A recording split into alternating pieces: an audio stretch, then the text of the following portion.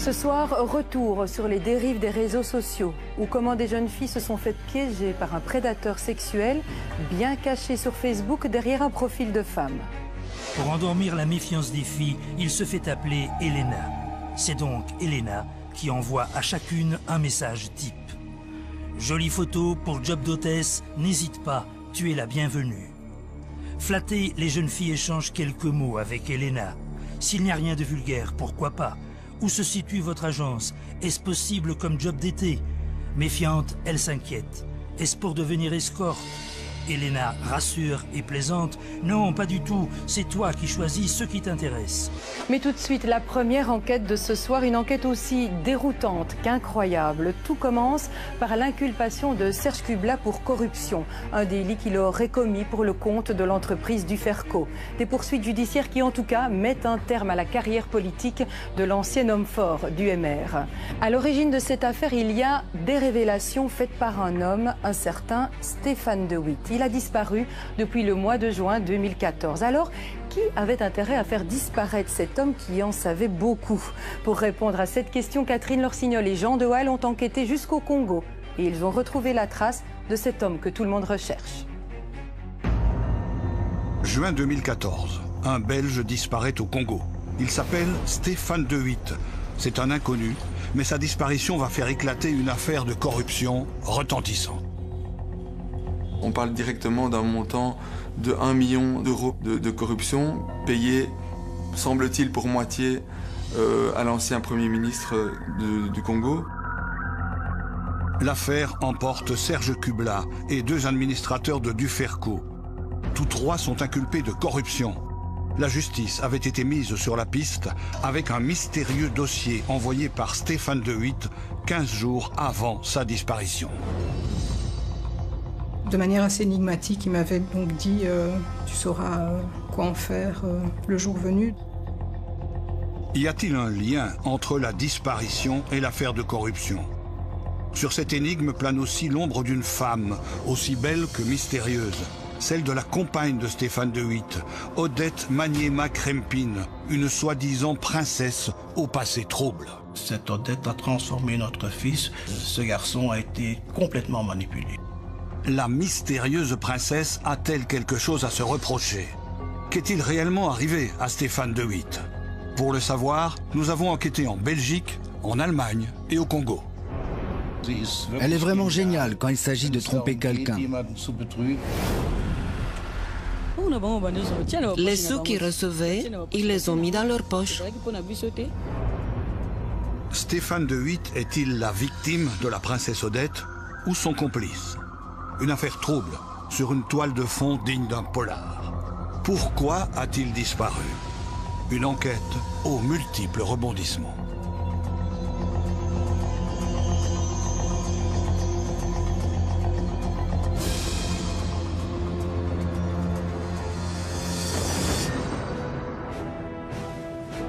Février 2015. Le ciel tombe sur la tête de Serge Kubla. Le bourgmestre de Waterloo est inculpé dans une affaire de corruption au Congo. L'homme qui règne sur sa commune depuis plus de 30 ans est arrêté et conduit à la prison de Saint-Gilles.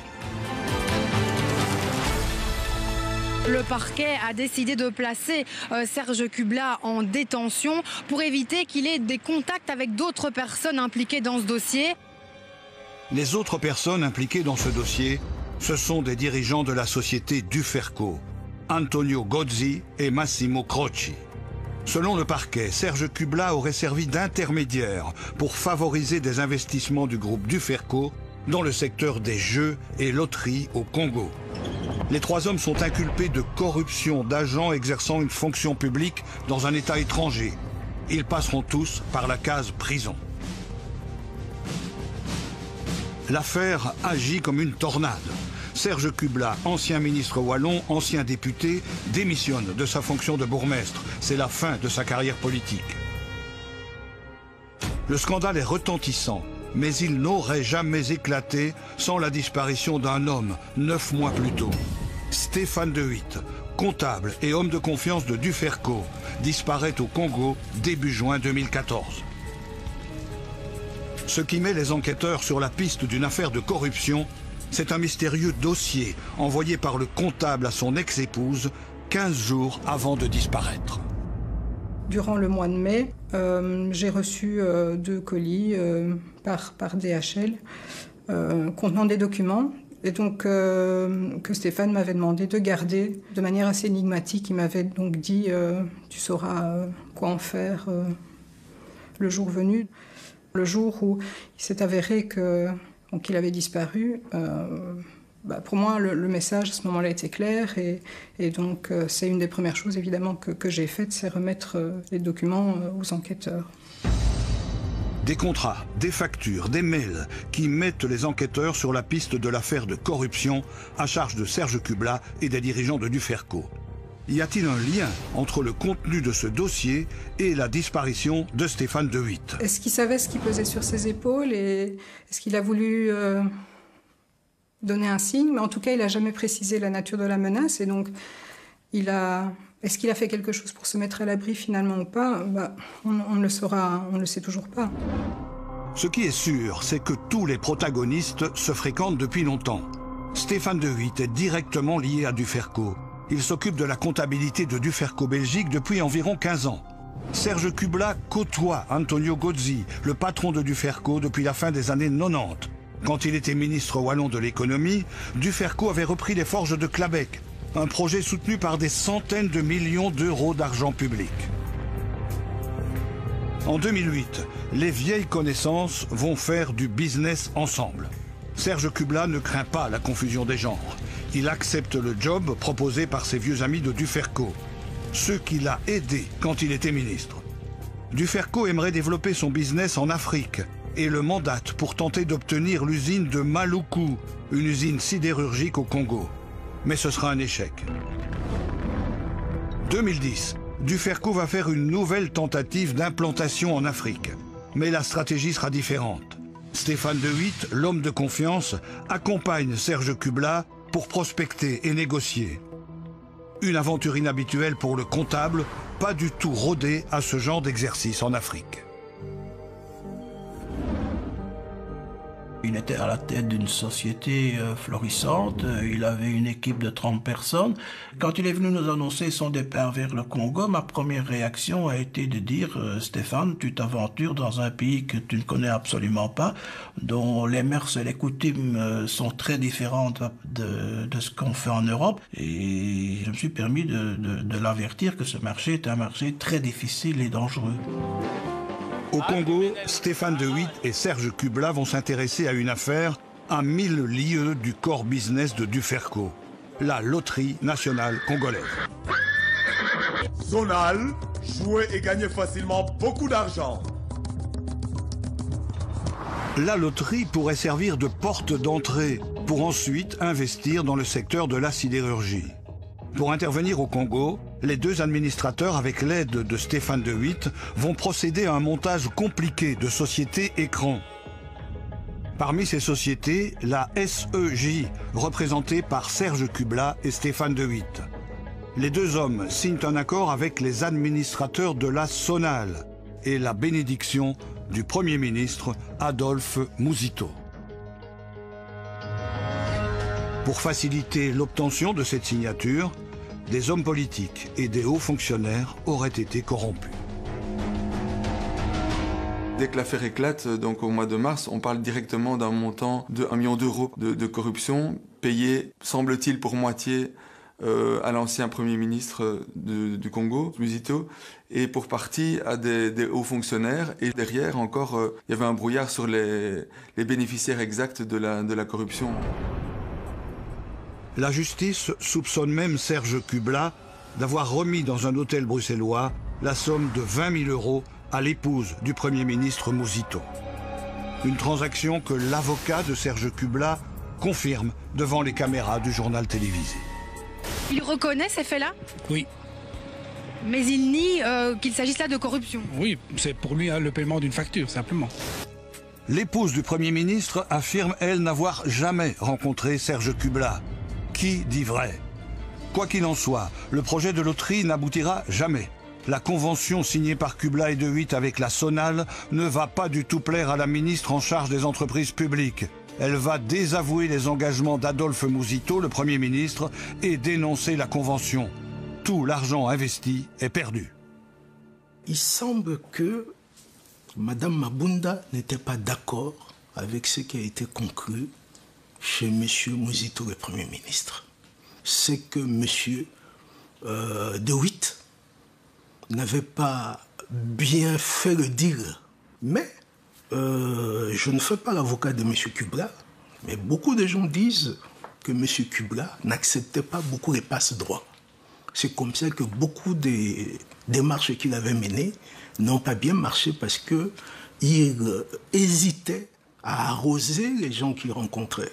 Par contre, De Witt, lui, il était plus généreux. D'après mes informations, 11 millions d'euros dépensés par Duferco au Congo, dont une partie pour de la corruption, mais pour un résultat nul. C'est vraiment de l'argent perdu de manière un peu, je veux dire, stupide. Conclusion, 3 hommes inculpés de corruption et la réputation de Duferco entachée. Même si l'entreprise italo-suisse conteste toute implication dans des faits de corruption et même toute intervention au Congo. Duferco, ce n'est pas présent au Congo. Cette histoire regarde un investissement privé des actionnaires de Duferco. Duferco, avec cette histoire, n'a rien à faire parce que ça ne se met pas dans les jeux, dans les loteries. Duferco, c'est une entreprise qui négocie et traite et produit de l'acier, pas des autres choses. Vous n'avez jamais voulu obtenir les loteries au Congo? C'est fini. Bonsoir. On vous laisse. Bonne soirée. Pourtant, sur cette facture, publiée par le Soir Mag, une facture de 60 000 €, il apparaît que Serge Kubla a bien été payé par Duferco via une société constituée à Malte, un paradis fiscal. 60 000 € pour prospection en Afrique et création d'une entreprise au Congo, pile au moment des négociations avec la loterie congolaise. On peut dès lors établir un lien entre les activités de Kubla au Congo, parce que les frais de consultance sont liés à ça, Duferco d'une part et le Congo. Il y aurait eu plusieurs factures envoyées par Serge Kubla à Duferco. Au total, on parle d'un montant de 240 000 € de frais de consultance annuels sous forme de factures trimestrielles. Après l'épisode lamentable de la Sonale, Kubla se retire de l'aventure congolaise. Elle lui vaut aujourd'hui une inculpation de corruption. Depuis, il refuse de s'exprimer. Serge Kubla parti, que devient Stéphane De Witt? Avec les administrateurs de Duferco et d'autres partenaires, il va retenter sa chance dans le secteur du jeu au Congo en lançant LPS en mars 2012. Cette société offre une opportunité aux joueurs de gagner beaucoup d'argent sans tracasserie. Stéphane ne veut pas d'un nouvel échec. Il croit en ce nouveau projet dans lequel il va s'investir corps et âme. Nous voulons jouer en toute transparence. Le joueur, il parie et puis il passe au guichet et il se fait payer directement. C'est donc parti chez LPS, jouer, c'est gagner. Ce slogan ne leur portera pas chance. L'aventure LPS aussi va mal se terminer en janvier 2013. C'est un véritable fiasco. Il a dépensé de l'argent, il a recruté du personnel, non seulement à Kinshasa, mais aussi à Lubumbashi. Et il a dépensé tellement de l'argent, comme nous avons appris de nos sources, qu'à un moment donné, il n'était même plus capable de rémunérer le personnel. Certains partenaires locaux sont furieux. Cette mésaventure va conduire le comptable en garde à vue à Kinshasa. Une de ses prestataires de services au niveau du projet de loterie va déposer plainte contre lui parce qu'elle n'a pas été payée. Et donc, elle va déposer plainte pour détournement de fonds et ça va résulter donc dans l'arrestation de Stéphane. Stéphane est accusé de détournement de fonds envoyés par Duferco pour payer les salaires de LPS. Accusation fondée ou non, les ennuis semblent en tout cas s'accumuler à cette époque. Je crois que à un moment donné, il y a eu un clash entre lui et ses mandants de Duferco pour mauvaise gestion. Parce qu'au fond, il n'a atteint aucun objectif. La Sonale, échec, les jeux échecs. Donc, il a raté sa mission. Dans le courant de l'année 2013, Stéphane de Witt se retrouve donc en situation délicate au Congo. Y a-t-il un lien entre sa disparition et son business dans le secteur du jeu? En savait-il trop sur les activités de Duferco? A-t-il eu des ennuis avec d'autres partenaires sur place? Il y a en tout cas un autre élément troublant. À l'époque où il a disparu, Stéphane s'était définitivement installé au Congo avec une compagne congolaise, la princesse Odette Maniema Krempin. Étrangement, cette dernière va attendre 25 jours pour signaler sa disparition. La seule personne qui s'inquiète du silence de Stéphane, c'est son ex-épouse.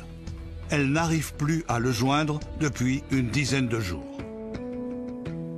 Faute d'avoir de réponse de sa part, j'ai envoyé un mail à sa compagne, Odette, pour avoir plus de nouvelles. Quand elle m'a répondu, elle ne semblait pas s'inquiéter, elle semblait plutôt dire oui, je vais lui transmettre ton message, donc je dis rien d'alarmant. Chère Sigrid, j'ai informé Stéphane à propos de ton mail. Mais Stéphane ne rappellera jamais. Inquiète, son ex-épouse va finalement signaler la disparition aux autorités belges. Odette va alors faire de même. Le 25 juin, elle se rend à l'ambassade de Belgique à Kinshasa. Elle formule une troublante déclaration aux autorités belges. Et dans ces déclarations, elle a dit qu'elle était sans nouvelles de Stéphane depuis le 1er juin. Or, 10 jours après, plus de 10 jours après, elle me répond d'une manière très, sans s'alarmer, en me disant qu'elle transmet mes messages, donc vraiment rien qui puisse laisser entendre qu'elle est elle-même sans nouvelles de lui. Pourquoi la princesse Odette attend-elle 25 jours pour s'inquiéter? Une attitude étrange. Ce n'est pas la première fois que les proches de Stéphane s'interrogent sur le comportement d'Odette. Dès le début de sa relation avec Stéphane, elle aurait tout tenté pour le couper de sa famille. Et en 3-4 mois, notre relation, qui était exceptionnelle, a complètement été transformée. Nous avons constaté des absences de contact, des absences téléphoniques, des absences de messages. Elle s'est opposée, elle s'est interposée à toute communication et tout contact avec mon fils. Donc, il n'a plus été capable de discuter avec nous. Qui est la mystérieuse Odette Maniema Krempin? C'est elle ce qui est arrivé à Stéphane de Witt.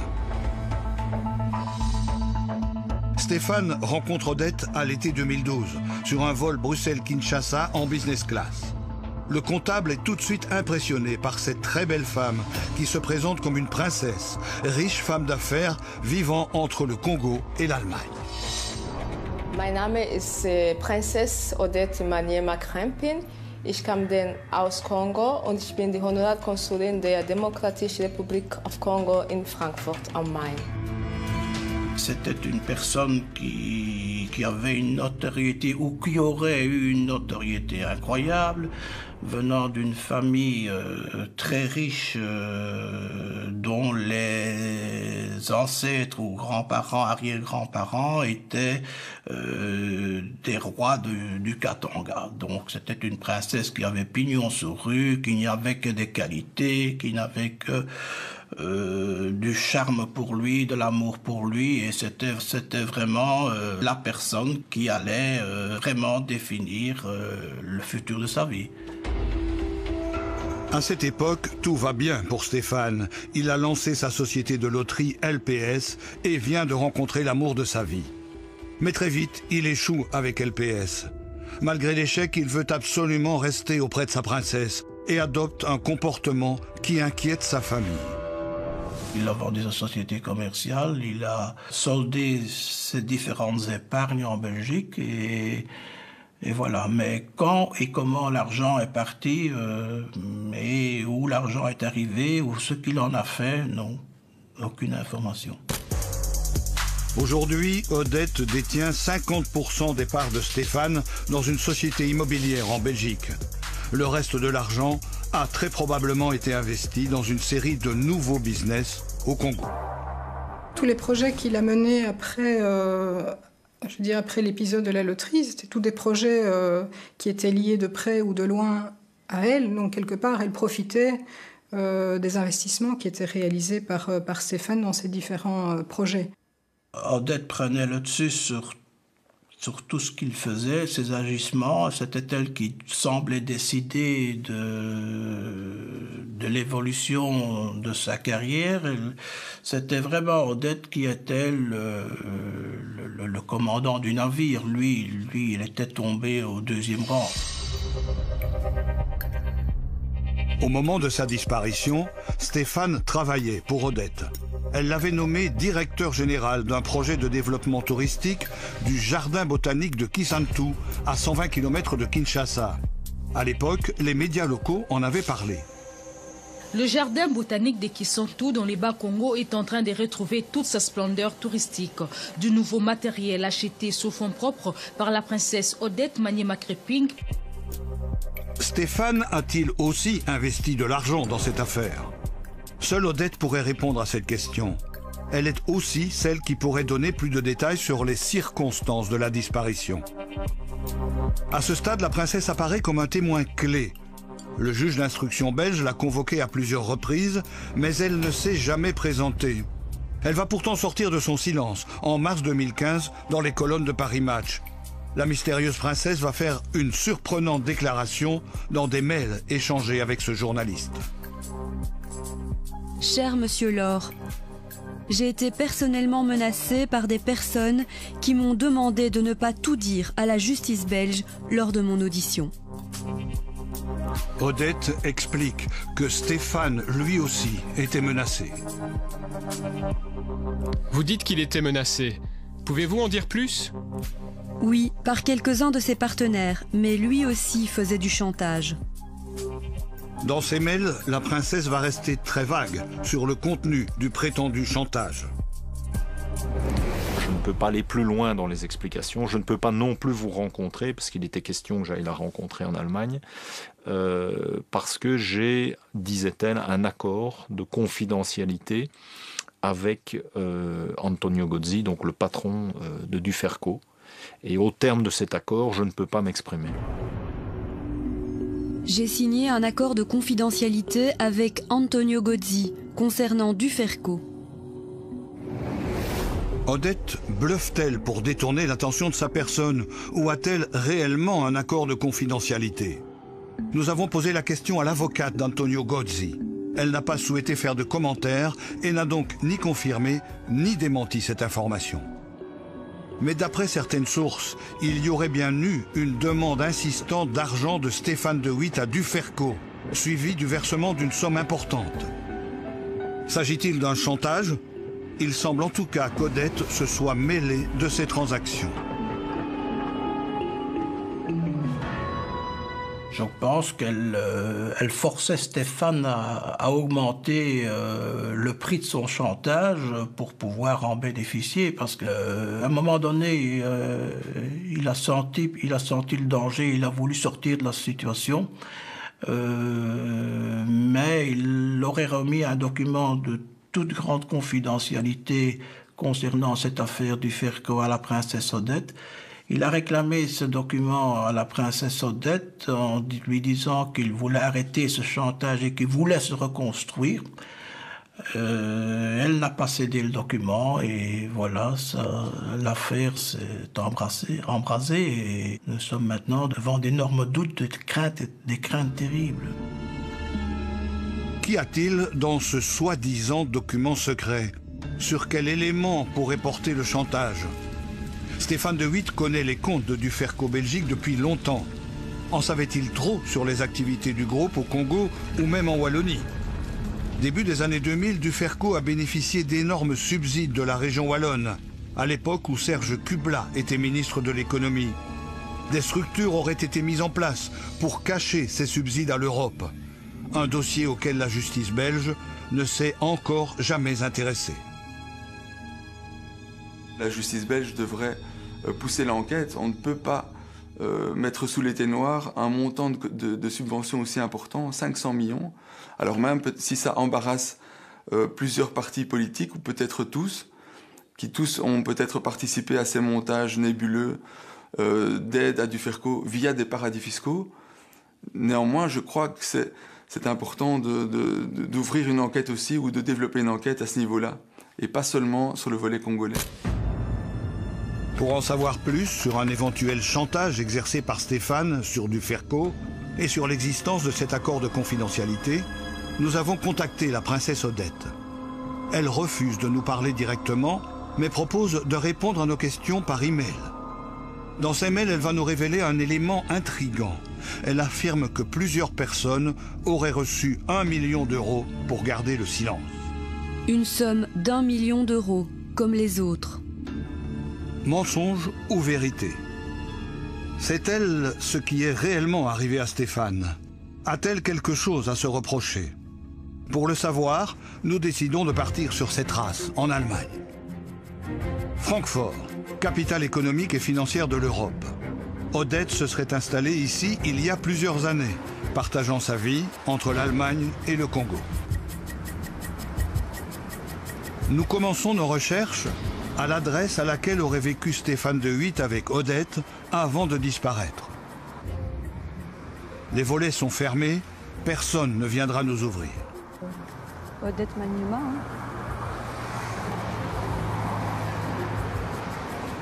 Dans la rue, un voisin se souvient de la présence de Stéphane de Witt dans la villa. Il n'est pas étonné quand nous lui annonçons que l'homme a disparu. Il s'est sûrement passé quelque chose, comme pour le mari de Madame Odette Krempin, qui est mort subitement en 2011. Il est mort et a été incinéré très vite, et maintenant on ne peut plus vérifier ce qu'il s'est passé.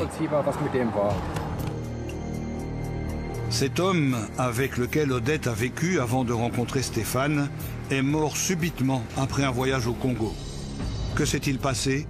À l'époque, aucune enquête n'a été ouverte. Stéphane de Witt aurait-il lui aussi été victime d'une mystérieuse maladie? En poursuivant nos investigations, nous découvrons qu'Odette n'a pas toujours été princesse. En 2006, quand elle arrive à Francfort, elle s'installe dans ce quartier beaucoup moins prestigieux. Ses anciens voisins se souviennent d'une jeune femme discrète et tout à fait ordinaire. Elle est venue de Paris. Elle a vécu à Paris auparavant, mais elle n'est restée ici qu'une demi-année. Et puis elle a déménagé en laissant des loyers impayés. Des loyers impayés. Pourtant, c'est à ce moment-là qu'Odette s'installe dans la luxueuse villa. L'ascension sociale est fulgurante. Elle vient de rencontrer un très généreux fiancé, de 30 ans son aîné, celui qui décédera mystérieusement après un voyage au Congo. Elle s'autoproclame alors princesse, devient consul honoraire du Congo et fait son entrée dans la haute société de Francfort. À la même époque, elle a une liaison avec un avocat renommé de la ville. L'homme va se ruiner en cadeau pour sa princesse et même détourner de l'argent pour la satisfaire. Un comportement qui lui a valu une condamnation et son éviction du barreau. Comment en est-il arrivé là? Aujourd'hui, honteux de ce qui lui est arrivé, il préfère s'exprimer par la voix de son avocat. Il dit qu'à cette époque-là, il n'était pas lui-même. Il l'affirme encore aujourd'hui, et avec le recul, il peut dire que d'une certaine manière, il a été manipulé. Une situation qui fait étrangement écho avec ce que les parents de Stéphane de Witt décrivent du comportement de leur fils. Moi et sa maman, nous sommes persuadés que cette Odette a transformé notre fils. De quelle façon, ou par quelle manière, ou par quelle intervention, ça je ne sais pas vous répondre, puisque je n'ai jamais rencontré ce personnage, mais je peux vous dire que ce garçon a été complètement manipulé. Manipulatrice, vénale. Les premiers éléments récoltés à Francfort font voler en éclats l'image d'une femme riche et honorable que la soi-disant princesse veut se donner. En 2009, un journaliste de la ZDF avait déjà démasqué Odette lors d'une soirée de bienfaisance qu'elle avait organisée à Francfort. Le journaliste va découvrir que derrière ce visage d'ange, se cache en réalité un inquiétant personnage. La soirée se déroule dans une salle prestigieuse de la ville. Toute la haute société est présente. Les invités vont être généreux. Ils feront des promesses de dons pour 89 000 € au profit de 3 projets humanitaires au Congo. Aucune de ces organisations n'a jamais reçu d'argent d'après ce que nous savons. Pour l'hôpital de Kamituga, je peux l'affirmer, elle n'y a jamais été présente. Elle n'y avait pas d'interlocuteur à qui elle aurait pu envoyer les dons. Les dons promis n'ont finalement jamais été versés à Odette. La diffusion de l'émission de la ZDF a effrayé les donateurs.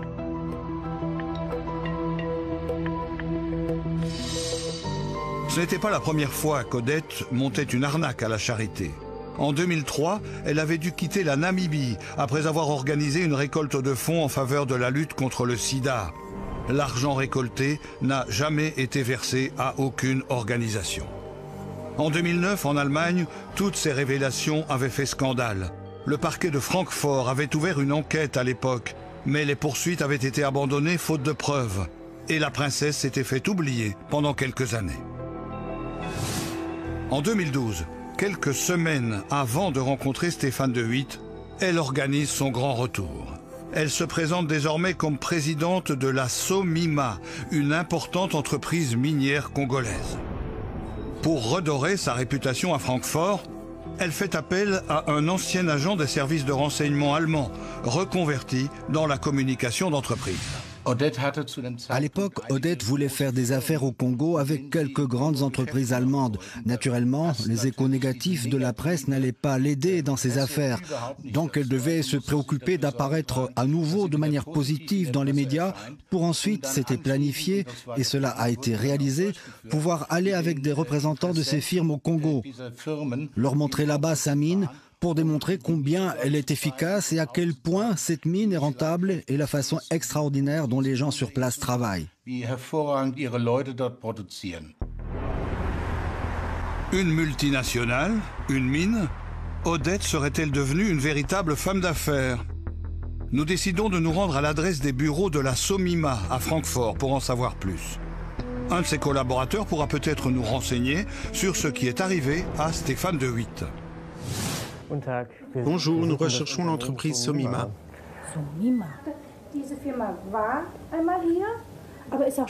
Cette entreprise était ici il y a très longtemps. Je ne sais pas où elle est partie. Je viens d'apprendre d'un collègue qu'il recherche cette entreprise car elle n'a pas payé les loyers des bureaux. Elle est partie du jour au lendemain.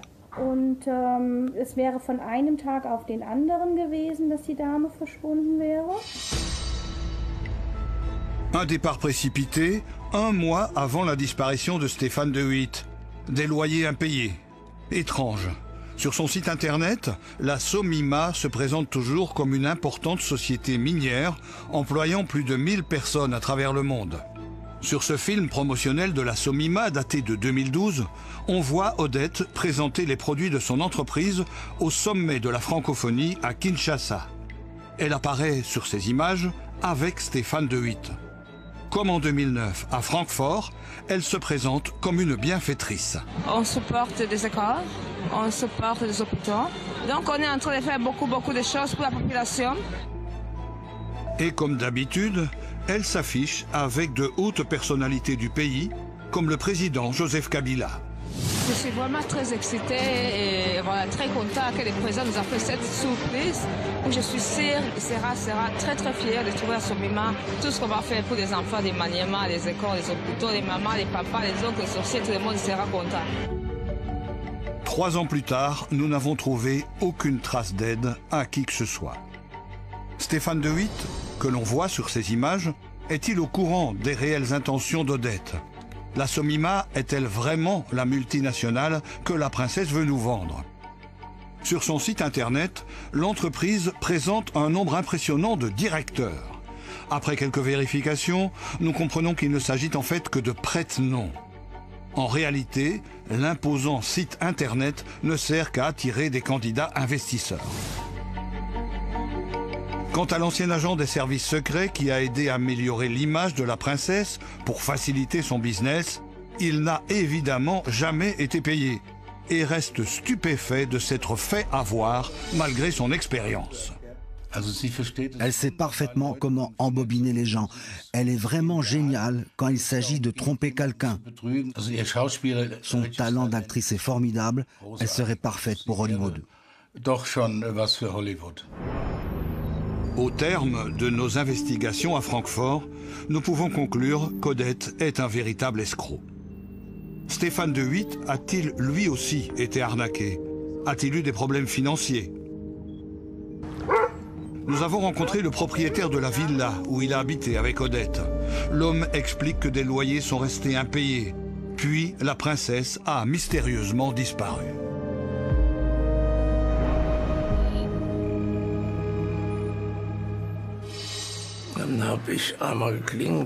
J'ai été sonné parce que je voulais savoir ce qu'il se passait. Elle était dans l'escalier et elle m'a dit « je ne peux plus payer ». Et le vendredi de la Pentecôte, tout d'un coup, vers 5-6 heures, une camionnette s'est arrêtée devant la maison et elle a déménagé. Tout était cassé. Les toilettes étaient cassées, les poignées de porte, nous avions de belles poignées de porte. C'était arraché, cassé, ou ce n'était plus là. Le bain à bulles était cassé, tout était cassé. Vous avez perdu beaucoup d'argent à cause de Odette?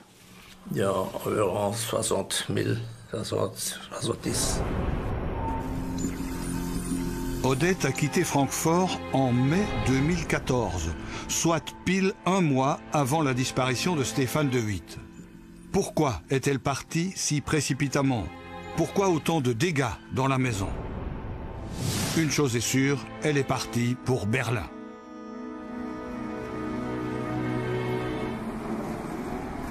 Dans un quartier tranquille, nous avons retrouvé l'adresse de son appartement. Sur le palier, nous tombons sur le facteur.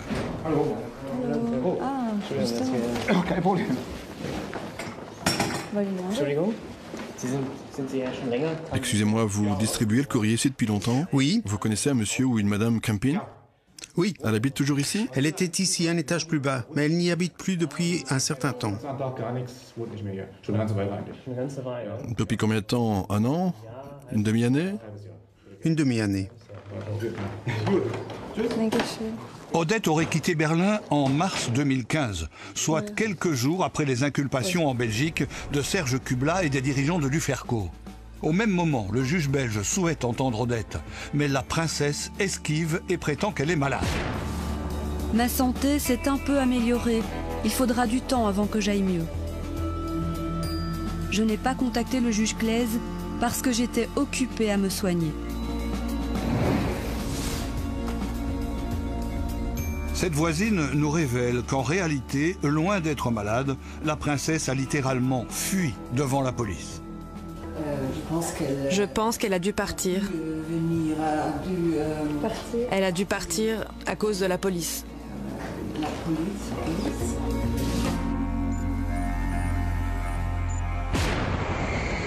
Les policiers la recherchent. Mais tout ce qu'ils trouvent, c'est une voiture, une Ferrari en leasing abandonnée dans un garage.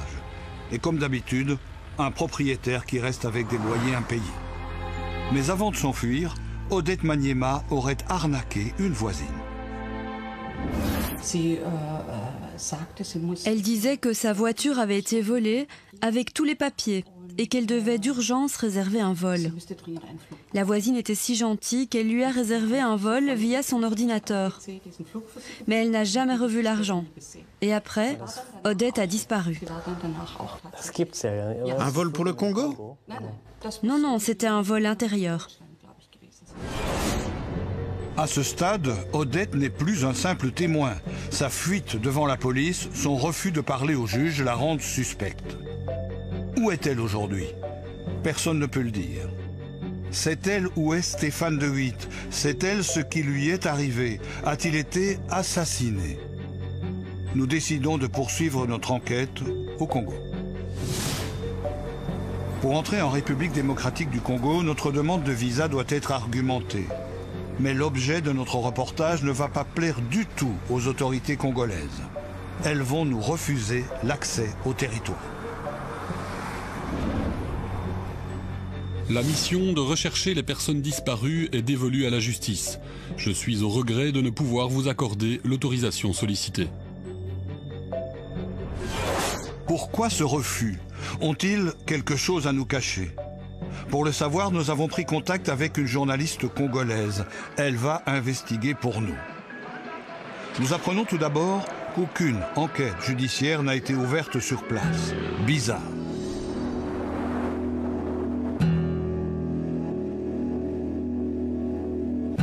Nos recherches commencent au jardin de Kisantu, à 125 km de Kinshasa. C'est là que Stéphane de Witt travaillait avant de disparaître. Il était le directeur général d'un projet touristique appartenant à Odette en partenariat avec le jardin botanique. Sur place, aucune trace de la princesse. Nous découvrons que le couple est parti en laissant un goût amer au personnel. Ils avaient convenu de construire les hôtels, des jeux pour les jeunes et pour les loisirs des touristes. De tout cela, ils n'ont rien fait. Plus grave, leur personnel n'aurait jamais été payé. Cette situation a duré plusieurs mois, provoquant la colère des travailleurs. Pendant la collaboration, ils ont pris nos biens. Ils encaissaient tout l'argent ramené par le restaurant, la pépinière, les tickets d'entrée. Tout ce qui faisait rentrer l'argent pour que nous puissions vivre arrivait dans leur poche. En fin de compte, notre direction a pris une décision. Ils ont été suspendus. Il leur a été interdit d'avoir une activité au sein du jardin. Les sous qu'ils recevaient, ils les ont mis dans leur poche. Ils les ont mis dans leur poche et ils sont partis avec. Monsieur et madame sont partis avec l'argent. Nous n'avons rien reçu. Stéphane et Odette se sont évaporés, une fois de plus, en laissant des dettes. Mais les circonstances du départ de Stéphane sont intrigantes. Il est parti un matin avec une valise. Le personnel ne s'en est pas inquiété. Il se rendait régulièrement à Kinshasa pour quelques jours. Mais cette fois, il n'est jamais revenu. A-t-il fui ? Ou lui est-il arrivé quelque chose sur la route? Il est en tout cas parti en laissant toutes ses affaires. Oui, il a laissé ses affaires quand il est parti. Mais quand ils sont revenus chercher les affaires, ils sont partis avec tout. Qui est venu? C'est la délégation de M. de Witt et ces travailleurs qui sont venus chercher les objets qui restaient. Ils sont venus avec un avocat pour tout partager. Qui a envoyé la délégation? Et pourquoi Stéphane de Witt n'est-il pas venu lui-même? Mystère. Mais le plus étonnant, cette jeune femme va nous le révéler en consultant son journal de bord. D'après ses notes, Stéphane de Witt aurait été présent au jardin de Kisantu encore jusqu'en août 2014, soit plus de 2 mois après la date à laquelle Odette déclare ne plus l'avoir vu. Si Stéphane n'a pas disparu, pourquoi n'a-t-il donné aucune nouvelle à sa famille en Belgique depuis la fin du mois de mai 2014? Cette information, plus qu'étonnante, doit être recoupée. Nous prenons la direction de Kinshasa, dans l'espoir de recueillir d'autres témoignages. Quartier de Gombe. Stéphane a vécu avec Odette dans cette ville-là. La princesse a déserté les lieux. De nouveaux locataires occupent le bâtiment. Mais un des employés du couple est toujours là. D'après lui, Stéphane et Odette étaient présents dans la maison jusqu'en octobre 2014. Surprenant. L'homme explique qu'ils ont quitté les lieux précipitamment pendant la nuit. Ils se sont disputés avec les propriétaires parce qu'ils ne payaient plus le loyer depuis 8 à 9 mois. Le propriétaire les a laissés partir sans réclamer l'argent. Et ils sont partis ensemble? Ils sont partis ensemble avec Madame Odette. Mais quand ils sont partis, je ne sais pas comment ils sont partis, car je travaillais la journée, pas la nuit. Je ne sais pas à quelle heure ils sont partis. Si on en croit ces témoignages, Stéphane de Witt aurait été vu vivant jusqu'en octobre 2014, avant de disparaître définitivement avec Odette. Avait-il des problèmes financiers? Toujours d'après leur employé, l'argent ne semblait pourtant pas être un souci. Il avait de l'argent, le blanc, là. Il avait de l'argent avec Madame Princesse. C'était connu. On se demandait d'où il venait. Stéphane de Witt a-t-il organisé sa disparition avec Odette pour échapper à des créanciers ou à ses anciens partenaires, administrateurs de Duferco? Cela pourrait expliquer pourquoi Odette a attendu si longtemps avant de déclarer sa disparition. Mais aussi pourquoi Stéphane envoie le fameux dossier à son ex-épouse, précisément 15 jours avant de disparaître. Stéphane est-il toujours vivant? S'il était mort, on l'aurait su. Je doute fort que M. de Witt soit mort. Il fréquentait des gens plutôt puissants. Parce que Mme Odette, Maniema-Crampin, comme nous le savons, c'est une femme influente. Et d'ailleurs, le contrat qu'elle a obtenu pour gérer le site de jardin botanique de Kisantu, c'est pas n'importe qui peut avoir ça. C'est une institution de l'État. Est-ce que des amis puissants, côté congolais, le protègent? Il est planqué quelque part? C'est une énigme politico-judiciaire. Nous n'en apprendrons pas plus à Kinshasa. Sur place, c'est le blackout. L'ancien Premier ministre Mouzito, impliqué dans l'affaire de la loterie Sonal, a refusé de nous accorder une interview. Même réponse de la part d'anciens collaborateurs de la loterie LPS. Aujourd'hui, les proches de Stéphane de Witt restent avec beaucoup de questions. Dans la disparition d'un enfant, la disparition de quelqu'un sans retrouver son corps, c'est la chose la plus pénible. C'est difficile de vivre sans avoir de réponse à des questions aussi essentielles que de savoir s'il est encore vivant quelque part ou pas.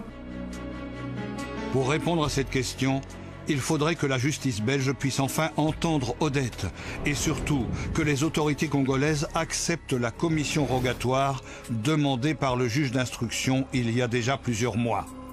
En attendant, la disparition de Stéphane de Witt reste plus que jamais une énigme. Sachez que si vous voulez poursuivre la réflexion autour de cette enquête, un article sera publié dans l'édition de ce jeudi du magazine Paris Match. Les dérives dans l'usage des réseaux sociaux font de plus en plus souvent la une de l'actualité. On parle souvent d'insultes, de harcèlement, moins souvent des pièges à la prostitution placés sur la toile. Le phénomène est certes neuf, mais il est déjà très inquiétant. Au travers de l'enquête signée Sylvie Chevalier et Sophie Gillet, vous allez découvrir comment des jeunes femmes se sont fait piéger par un Liégeois de 40 ans, bien dissimulé sous un faux profil Facebook. C'est au cœur de la nuit que ces enquêteurs interviennent. À l'improviste, ils contrôlent les filles qui travaillent dans les vitrines, les clubs, les bars à champagne. Simple contrôle, oui. On peut avoir les documents? Derrière ces vérifications d'identité se cache un travail plus subtil, repérer des situations interpellantes. Les policiers de la cellule traite des êtres humains prennent le temps de discuter avec les jeunes femmes. Ce soir-là, ils sont intrigués par l'attitude d'une serveuse visiblement mal à l'aise. Ils vont la convoquer au poste quelques jours plus tard. Ils n'oublieront pas les révélations qu'elle va leur faire. Lors de cette audition, cette jeune fille nous a expliqué comment elle s'était retrouvée finalement à travailler dans ce bar-là et nous a donc développé tout le recrutement dont elle avait été victime, quoi. C'est parce que finalement vous allez gratter derrière les apparences que vous trouvez le dossier. Oui, tout à fait. Si on ne la reconvoque pas, évidemment, on passe à côté, ça c'est clair. Oui. C'est sur une vaste affaire de cybercriminalité que les enquêteurs viennent de tomber. Au cœur de la toile, ils découvrent des jeunes filles victimes d'un manipulateur pervers. Photos séduisantes, poses lascives, c'est un style de plus en plus couru et apprécié des jeunes sur Facebook. Les filles n'y voient qu'un atout pour se mettre en valeur. Mais l'enquête va le prouver. Pour certains prédateurs, les réseaux sociaux sont devenus une réserve de recrutement idéale. Si l'entreprise italo-suisse conteste toute implication dans des faits de corruption et même toute intervention au Congo. Duferco, ce n'est pas présent au Congo. Cette histoire regarde un investissement privé des actionnaires de Duferco. Duferco, avec cette histoire, n'a rien à faire parce que ça ne se met pas dans les jeux, dans les loteries. Duferco, c'est une entreprise qui négocie et traite et produit de l'acier, pas des autres choses. Vous n'avez jamais voulu obtenir les loteries au Congo ? C'est fini. Bonsoir. On vous laisse, bonne soirée. Pourtant, sur cette facture, publiée par le Soir Mag, une facture de 60 000 €, il apparaît que Serge Kubla a bien été payé par Duferco via une société constituée à Malte, un paradis fiscal. 60 000 € pour prospection en Afrique et création d'une entreprise au Congo, pile au moment des négociations avec la loterie congolaise. On peut dès lors établir un lien entre les activités de Kubla au Congo, parce que les frais de consultance sont liés à ça, Duferco d'une part et le Congo. Il y aurait eu plusieurs factures envoyées par Serge Kubla à Duferco. Au total, on parle d'un montant de 240 000 € de frais de consultance annuels sous forme de factures trimestrielles. Après l'épisode lamentable de la Sonal, Kubla se retire de l'aventure congolaise.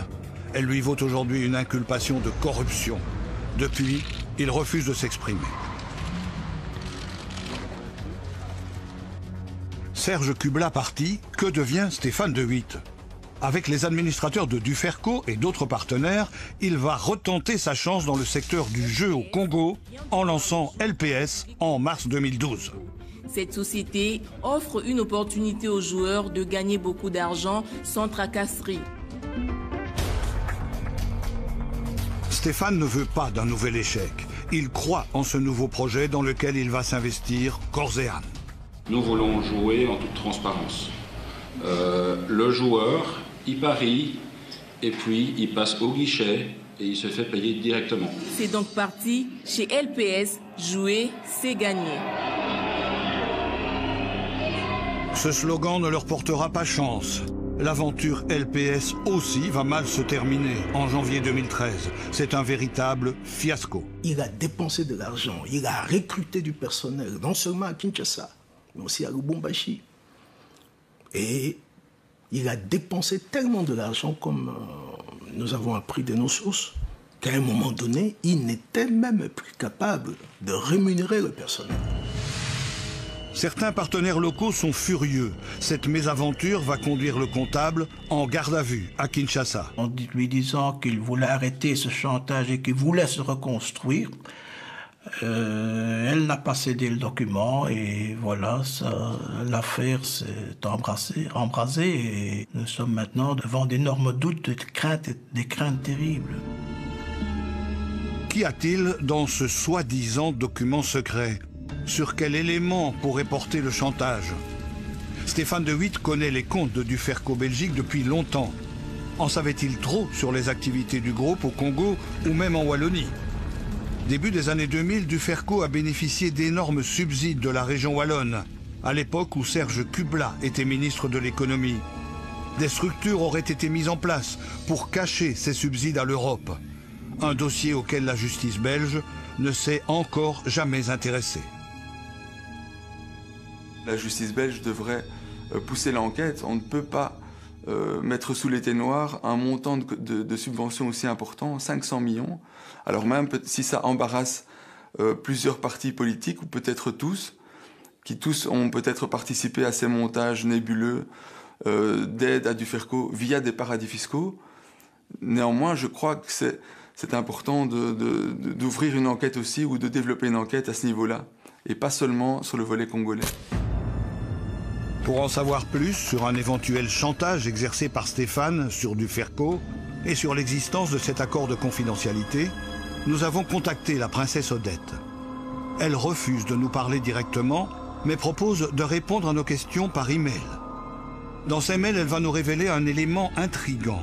Elle affirme que plusieurs personnes auraient reçu 1 million d'euros pour garder le silence.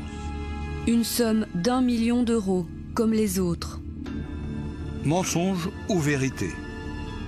Sait-elle ce qui est réellement arrivé à Stéphane? A-t-elle quelque chose à se reprocher? Pour le savoir, nous décidons de partir sur ses traces, en Allemagne. Francfort, capitale économique et financière de l'Europe. Odette se serait installée ici il y a plusieurs années, partageant sa vie entre l'Allemagne et le Congo. Nous commençons nos recherches à l'adresse à laquelle aurait vécu Stéphane de Witte avec Odette avant de disparaître.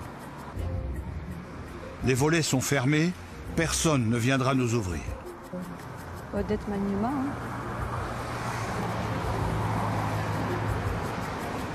Dans la rue, un voisin se souvient de la présence de Stéphane de Witt dans la villa. Il n'est pas étonné quand nous lui annonçons que l'homme a disparu.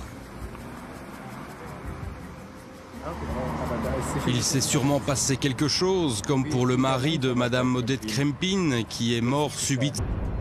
Stéphane de Witt est-il la victime de la princesse Odette ou son complice? Une affaire trouble sur une toile de fond digne d'un polar. Pourquoi a-t-il disparu? Une enquête aux multiples rebondissements.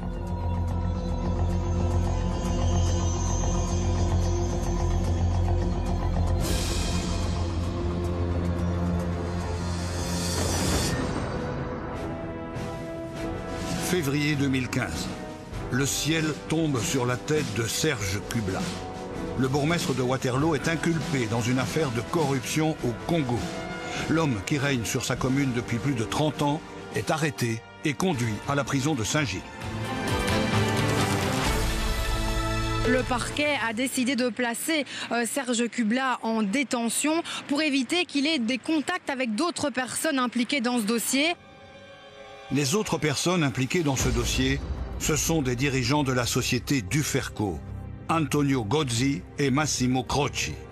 Selon le parquet, Serge Kubla aurait servi d'intermédiaire pour favoriser des investissements du groupe Duferco dans le secteur des jeux et loteries au Congo. Les trois hommes sont inculpés de corruption d'agents exerçant une fonction publique dans un État étranger. Ils passeront tous par la case prison. L'affaire agit comme une tornade. Serge Kubla, ancien ministre wallon, ancien député, démissionne de sa fonction de bourgmestre. C'est la fin de sa carrière politique. Le scandale est retentissant, mais il n'aurait jamais éclaté sans la disparition d'un homme 9 mois plus tôt. Stéphane de Witt, comptable et homme de confiance de Duferco, disparaît au Congo début juin 2014. Ce qui met les enquêteurs sur la piste d'une affaire de corruption, c'est un mystérieux dossier envoyé par le comptable à son ex-épouse 15 jours avant de disparaître. Durant le mois de mai, j'ai reçu 2 colis par DHL contenant des documents et donc que Stéphane m'avait demandé de garder de manière assez énigmatique. Il m'avait donc dit tu sauras quoi en faire le jour venu. Le jour où il s'est avéré qu'il avait disparu, pour moi, le message à ce moment-là était clair. Et donc, c'est une des premières choses, évidemment, que j'ai faites, c'est remettre les documents aux enquêteurs. Des contrats, des factures, des mails qui mettent les enquêteurs sur la piste de l'affaire de corruption à charge de Serge Kubla et des dirigeants de Duferco. Y a-t-il un lien entre le contenu de ce dossier et la disparition de Stéphane de Witt? Est-ce qu'il savait ce qui pesait sur ses épaules et est-ce qu'il a voulu donner un signe? On peut le dire. C'est elle ou est Stéphane de Witt? C'est elle ce qui lui est arrivé? A-t-il été assassiné? Nous décidons de poursuivre notre enquête au Congo. Pour entrer en République démocratique du Congo, notre demande de visa doit être argumentée. Mais l'objet de notre reportage ne va pas plaire du tout aux autorités congolaises. Elles vont nous refuser l'accès au territoire. La mission de rechercher les personnes disparues est dévolue à la justice. Je suis au regret de ne pouvoir vous accorder l'autorisation sollicitée. Pourquoi ce refus? Ont-ils quelque chose à nous cacher? Pour le savoir, nous avons pris contact avec une journaliste congolaise. Elle va investiguer pour nous. Nous apprenons tout d'abord qu'aucune enquête judiciaire n'a été ouverte sur place. Bizarre.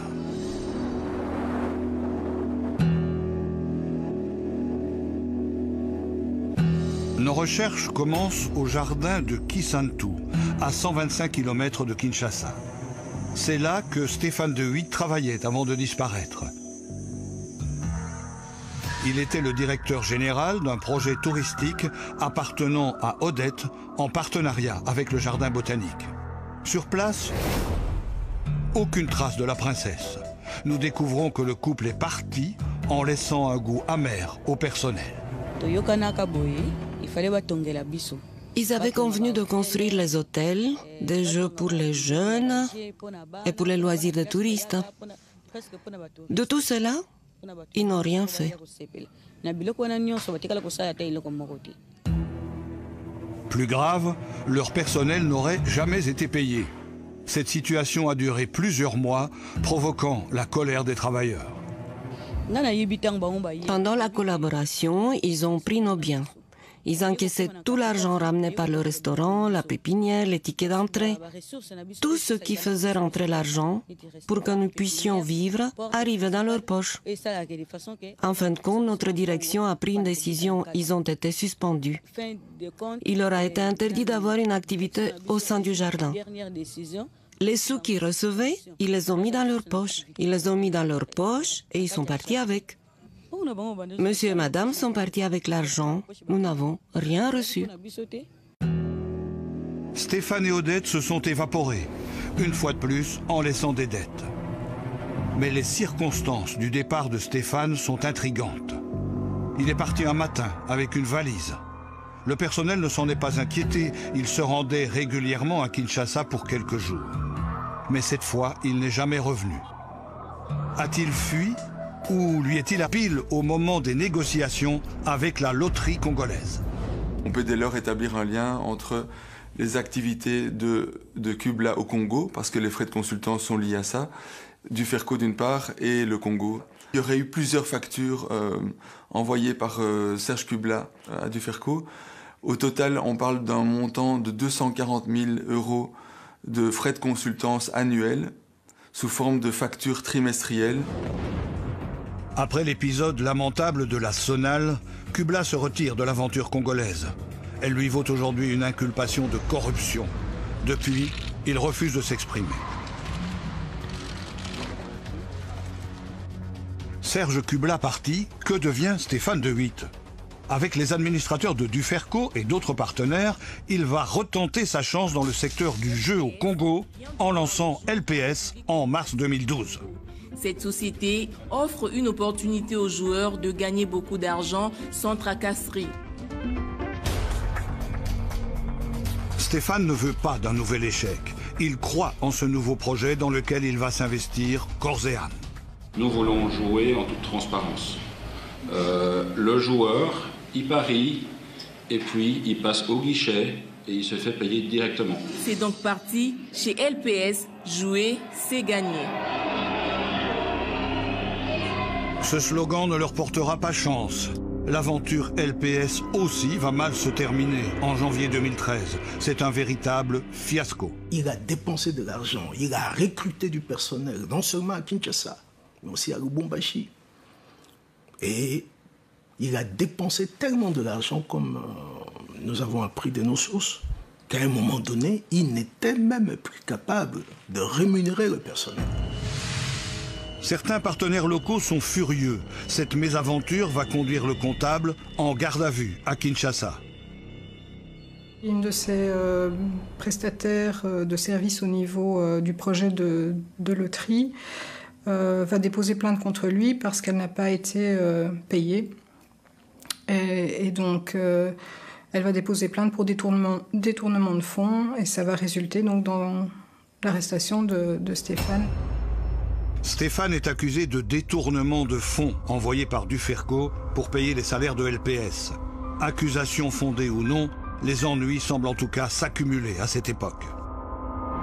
Je crois que à un moment donné, il y a eu un clash entre lui et ses mandants de Duferco pour mauvaise gestion. Parce qu'au fond, il n'a atteint aucun objectif. La Sonale, échec. Les jeux, échec. Donc, il a raté sa mise. La voisine était si gentille qu'elle lui a réservé un vol via son ordinateur. Mais elle n'a jamais revu l'argent. Et après, Odette a disparu. Un vol pour le Congo? Non, non, c'était un vol intérieur. À ce stade, Odette n'est plus un simple témoin. Sa fuite devant la police, son refus de parler au juge la rendent suspecte. Où est-elle aujourd'hui? Personne ne peut le dire. C'est elle où est Stéphane de Witt? C'est elle ce qui lui est arrivé? A-t-il été assassiné?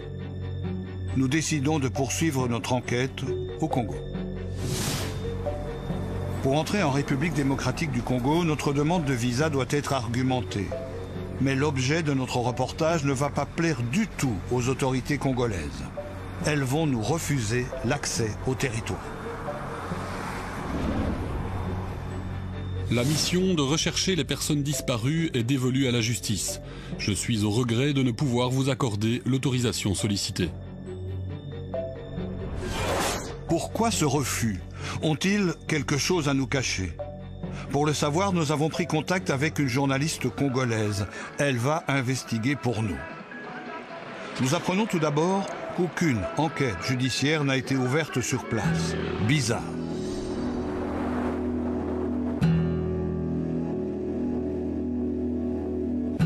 Nos recherches commencent au jardin de Kisantu, à 125 km de Kinshasa. C'est là que Stéphane de Witt travaillait avant de disparaître. Il était le directeur général d'un projet touristique appartenant à Odette en partenariat avec le jardin botanique. Sur place, aucune trace de la princesse. Nous découvrons que le couple est parti en laissant un goût amer au personnel.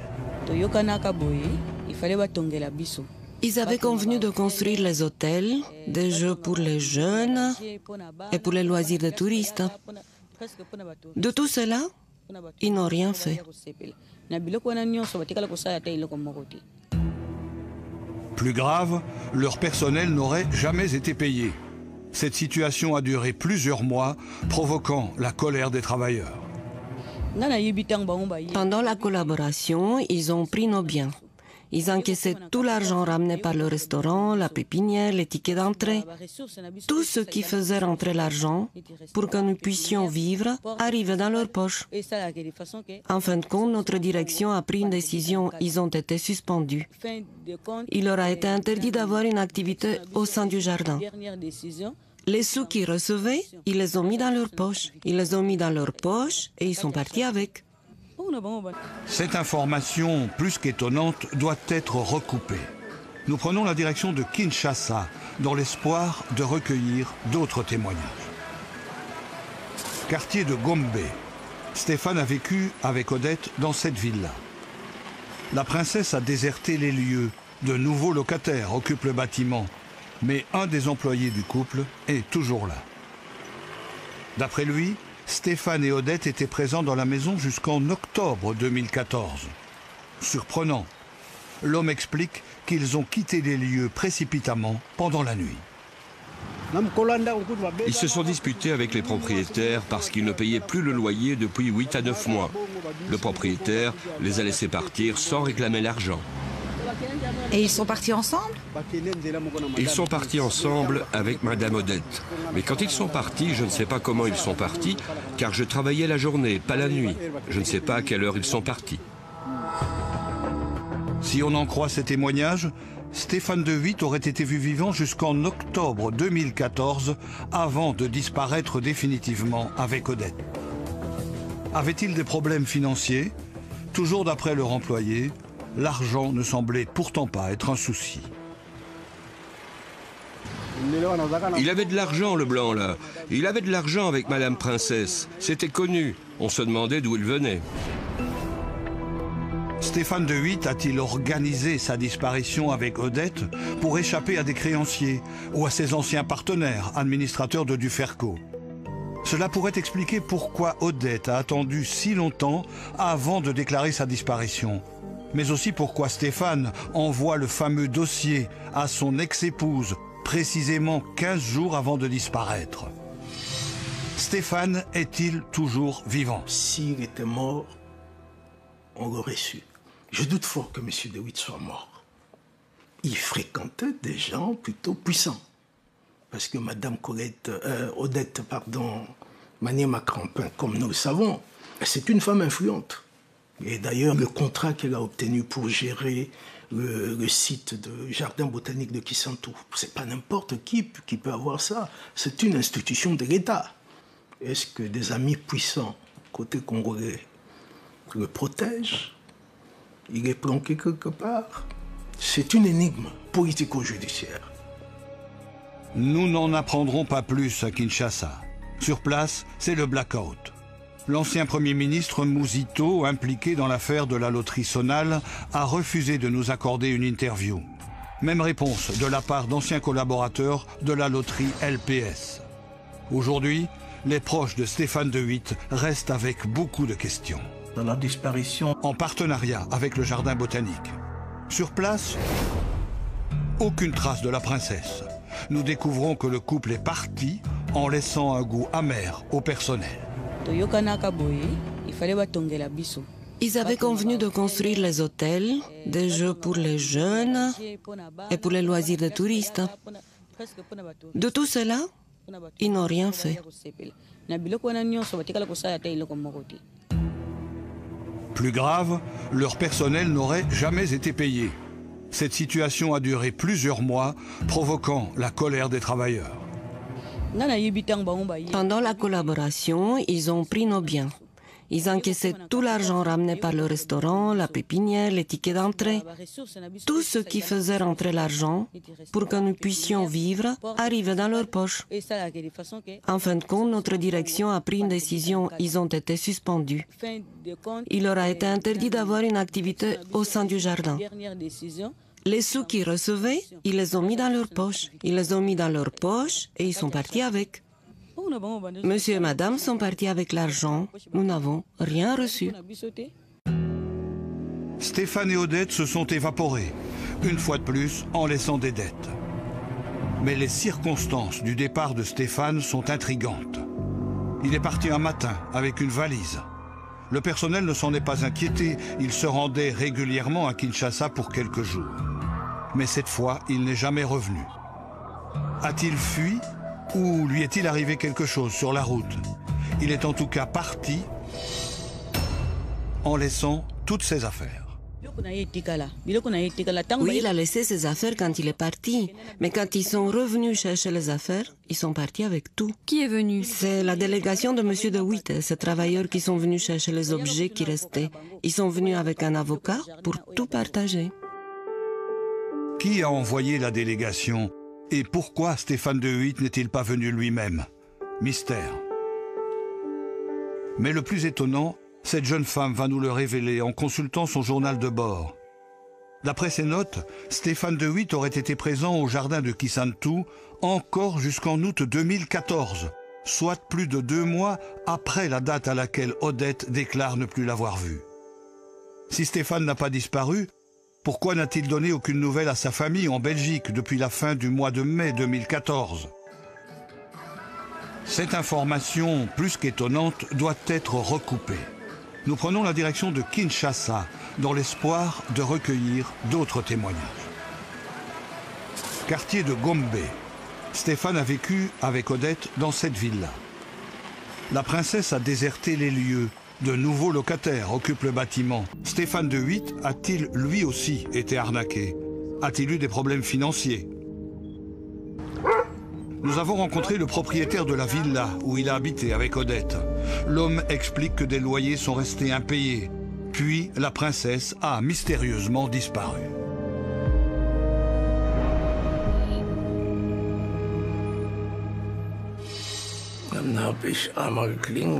J'ai été sonné parce que je voulais savoir ce qu'il se passait. Elle était dans l'escalier et elle m'a dit « je ne peux plus payer ». Et le vendredi de la Pentecôte, tout d'un coup, vers 5-6 heures, une camionnette s'est arrêtée devant la maison et elle a déménagé. Tout était cassé. Les toilettes étaient cassées, les poignées de porte, nous avions de belles poignées de porte. C'était arraché, cassé, ou ce n'était plus là. Le bain à bulles était cassé, tout était cassé. Vous avez perdu beaucoup d'argent à cause de Odette? Environ 60 000, 70. Odette a quitté Francfort en mai 2014, soit pile 1 mois avant la disparition de Stéphane de Witt. Pourquoi est-elle partie si précipitamment? Pourquoi autant de dégâts dans la maison? Une chose est sûre, elle est partie pour Berlin.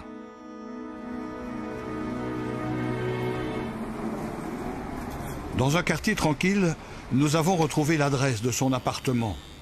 Sur le palier, nous tombons sur le facteur.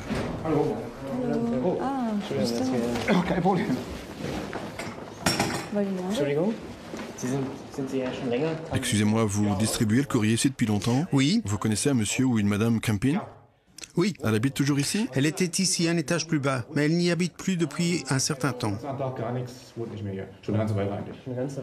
Depuis combien de temps? Un an? Une demi-année? Une demi-année. Odette aurait quitté Berlin en mars 2015, soit quelques jours après les inculpations en Belgique de Serge Kubla et des dirigeants de l'UFERCO. Au même moment, le juge belge souhaite entendre Odette, mais la princesse esquive et prétend qu'elle est malade. Ma santé s'est un peu améliorée. Il faudra du temps avant que j'aille mieux. Je n'ai pas contacté le juge Claise parce que j'étais occupée à me soigner. Cette voisine nous révèle qu'en réalité, loin d'être malade, la princesse a littéralement fui devant la police. Je pense qu'elle a dû partir. Elle a dû partir à cause de la police.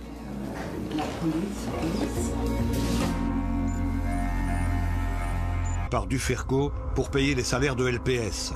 Accusation fondée ou non, les ennuis semblent en tout cas s'accumuler à cette époque. Je crois que à un moment donné, il y a eu un clash entre lui et ses mandants du FERCO pour mauvaise gestion. Parce qu'au fond, il n'a atteint aucun objectif. La sonale, échec. Les jeux, échec. Donc, il a raté sa mission. Dans le courant de l'année 2013, Stéphane De Witt se retrouve donc en situation délicate au Congo.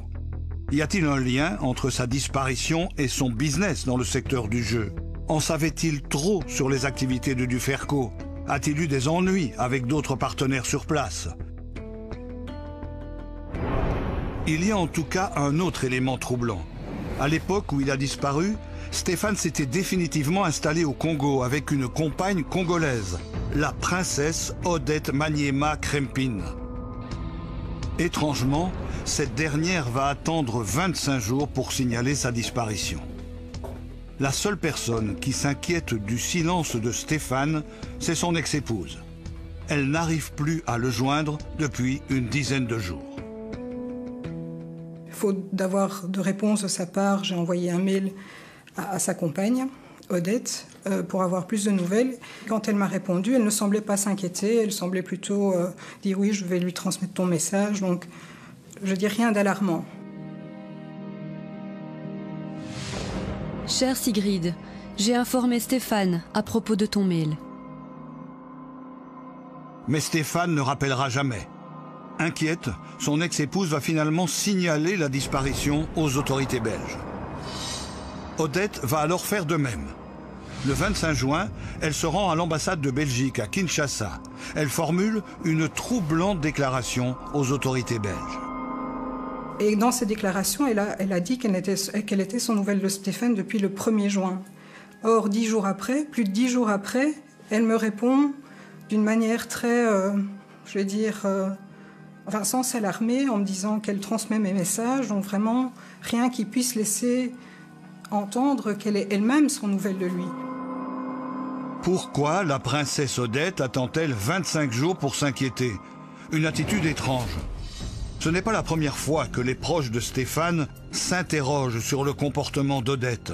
Dès le début de sa relation avec Stéphane, elle aurait tout tenté pour le couper de sa famille. Et en 3-4 mois, notre relation, qui était exceptionnelle, a complètement été transformée. Nous avons constaté des absences de contact, des absences téléphoniques. Une de ses prestataires de services au niveau du projet de loterie va déposer plainte contre lui parce qu'elle n'a pas été payée. Et donc, elle va déposer plainte pour détournement de fonds et ça va résulter donc dans l'arrestation de Stéphane. Stéphane est accusé de détournement de fonds envoyés par l'UFERCO pour payer les salaires de LPS. Accusation fondée ou non, Les ennuis semblent en tout cas s'accumuler à cette époque. Je crois que à un moment donné, il y a eu un clash entre lui et ses mandants du FERCO pour mauvaise gestion. Parce qu'au fond, il n'a atteint aucun objectif. La sonale, échec. Les jeux, échec. Donc, il a raté sa mission. Dans le courant de l'année 2013, Stéphane De Witt se retrouve donc en situation délicate au Congo.